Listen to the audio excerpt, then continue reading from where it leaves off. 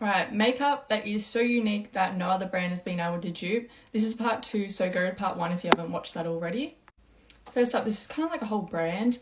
This is Hourglass and their powder products. So they have blushes, bronzers, highlighters, and finishing powders. So they're all baked products rather than a pressed powder. So this is a blush that is Luminous Flush. This is the prettiest pink. And then this is one of their finishing powders. This is the Infinity one, so it doesn't have a tint to it, but they do have tinted ones. I just got this because it would suit me when I'm pale and when I'm fake tanned.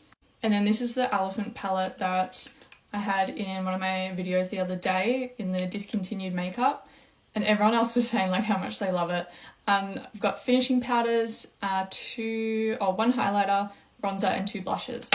So they're just so unique because I really enjoy baked powder products. I find that a lot of them are really blurring and it gives like an airbrush look on the skin, but I find a lot of them are really dry. So they're very dry formulas. I don't know if that's because of like the process of how they're made. I don't know if that's got to do with something or it's just a coincidence, but these are like some of the only ones that are baked, but they are not dry at all.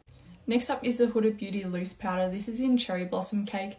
This is a mixture between the colour as well as the actual formula. First off, I've tried so many powders in my time. It makes me sound so old. But I've tried so many different formulas, loose and pressed, and nothing is quite like this one. It's so finely milled and it sits so thinly on the skin, as well as the shade just makes it so brightening. So I like the pink tone because it's really brightening, as well as it actually can help fix the undertone of your foundation. So I have pink undertones, I have cool undertones, but when I fake tan, it's usually like golden and warm undertones.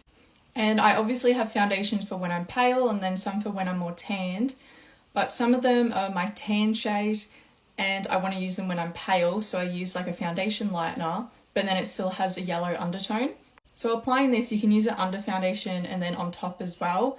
It really helps kind of neutralize the undertone it won't make it fully cool undertone, but at least it makes it more neutral.